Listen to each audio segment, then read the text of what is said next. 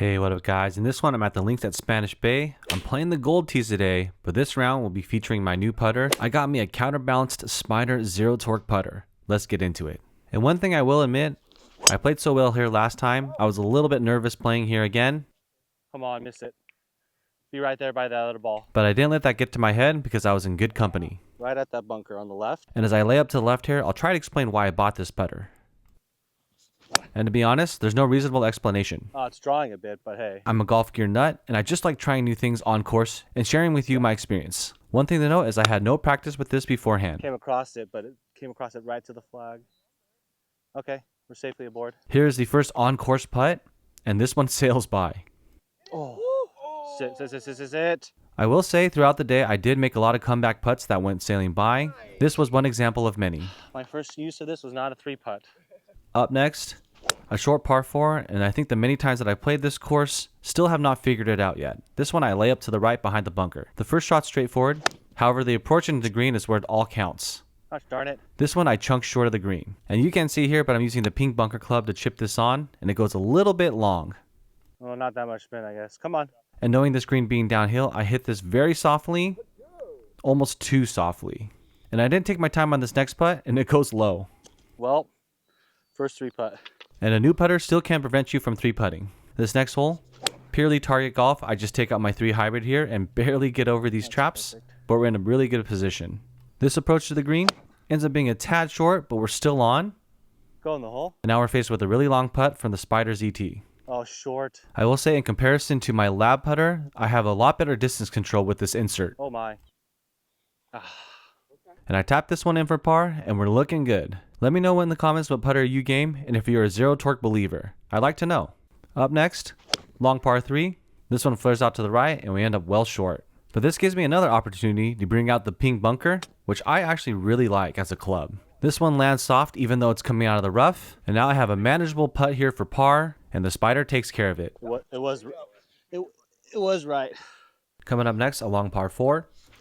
Oh, toey. My drive pops up into the sand. No, I think it's in it. So I end up taking my medicine and using a high loft club, and just get out of the sand trap and back into the fairway. I also set up my camera nicely for this next shot. Oh no! I'm good if I chuck it to the top where I get the best vantage point. And I chunk it to oblivion. This next shot, it gets onto the green, Be enough. but it leaves me with a long putt. Please be enough. Ultimately, I just saw it as another opportunity for the Spider putter. Here's the attempt. Good call. And we make a massive putt for the bogey save. That's a bogey. One thing that I'll admit that I think is real is a new equipment bump. And what I mean by that is that once you buy a new piece of gear, you really focus and lock in. You seem to perform better with the new piece of gear and then regress to the mean. Let me know if you think that's true. Pinned it, but that's got plenty of legs. Down maybe? I will say I have tried multiple putters on this channel. I will say as a first round, the Spider does stand out above the others.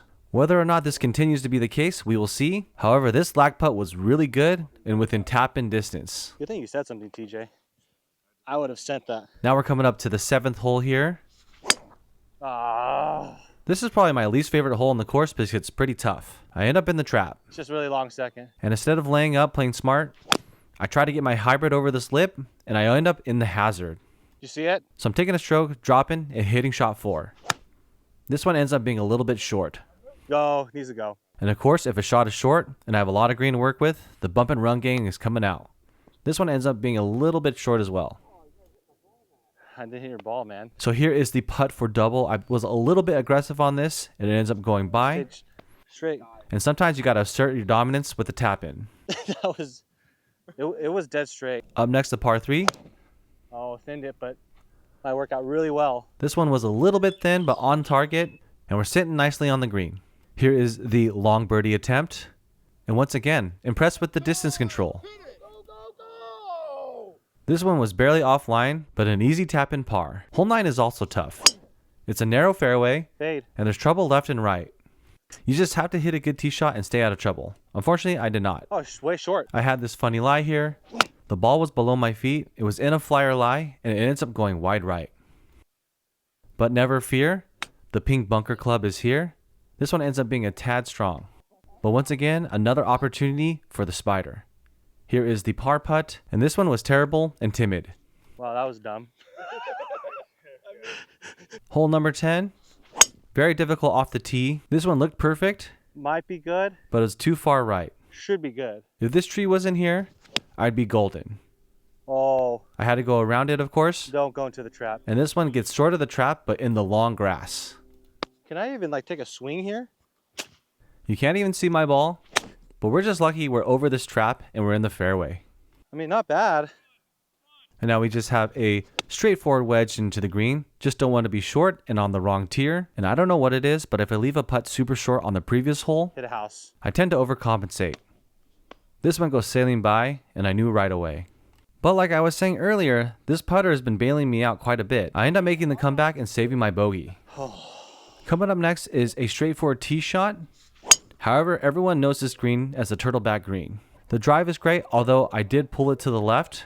And here is the approach. It does land on the green. It's fading. However, when it lands, Be enough. it rolls off and to the side. It's spun right off. I'm on the collar here. Of course, I'm going to do a bump and run, and this one gets pretty close. But it was a little bit too hot, and now I have a long putt with the Spider. And now there's mental gymnastics of hitting the ball too short 2 holes ago, too long last hole, and once again too short. Not hitting it. Golf is hard. It's not hitting it. Coming up next, a tough par 4. This one's really long and has forced carry on the approach. I hit a good drive up the right-hand side, and we're in position A. Here's the approach.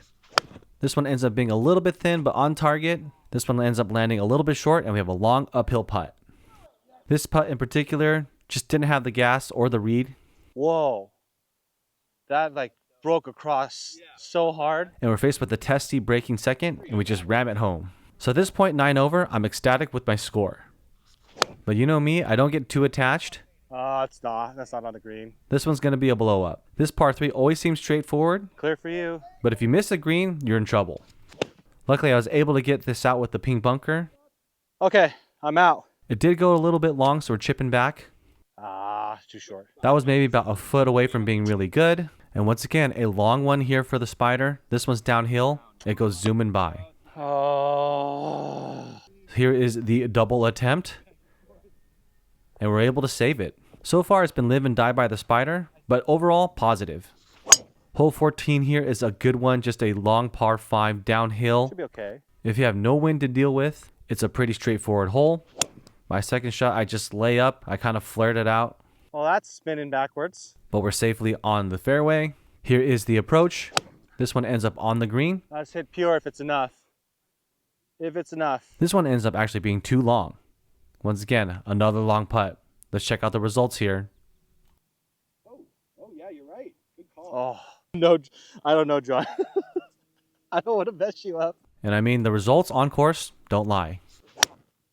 Oh, that's going to be a long second. So the 2 hybrid comes out to play. This is a dogleg right, so of course I'm going to draw it left. I got wind behind me. I was in some deep rough, so I took out my hybrid. It lands on the green, but it just rolls off. There's no way I was keeping it on. Now we're chipping back.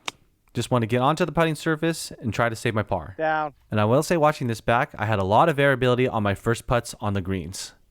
Did not trust you guys. I did not trust you guys. There were some that were long, there was a lot that were short. For the most part though, I was able to clean up the second putts pretty nicely. I hope to get better with it over time as I practice more. Coming up next, par 3, very long. If it's enough, it might be short. And this one, no lie, is a dart into the green. And like I was saying earlier, some of my first putts, they were long or short. This one ends up being just right. And we tap this one in for par on a difficult par 3. Let me know what you think about a putter review and this type of style. For me, I usually just like to bring a club onto the course and let you guys see me use it. A lot of the reviews out there, it's just people on a putting green, just hitting it back and forth and trying to tell you how it feels. But I don't think those are all that useful. But if people want that style, I can do it. Fade. I can probably take my lab putter and all my other putters onto a putting green and let you know my thoughts. Caught a piece. And now we're left with a sketchy downhill putt. I barely tapped this one.